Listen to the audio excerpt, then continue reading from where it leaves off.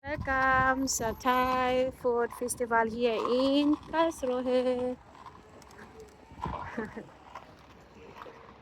Pilipinas! Scharf, Schatzi.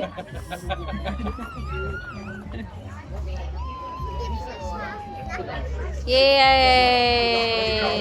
So umupo na nga kami, nahanap kami ng pesto para pag meron kami napili na pagkain is meron na kaming upuan. Tinignan namin lahat ng shops kaming napili para bilhan ng pagkain. Kaya na nga mga 5 putahe yan siya. Pero ang labi sa amin is yung papaya salad na maanghang. Anghang is yung kaya lang na. May dalawang sabaw kaming in-order na hindi siya maanghang. So yan ang kinain ng mga bata. So habang kumakain is nag-iisip sila. Ang lalo ng lol, bilhan yung mga apo niya ng ice cream is nag-iisip ng bumili na kung papang na kailangan ko sa bahay. Nga is nakakain na sila ng ice cream. Kami uuwi na rin ng bahay. So that was good.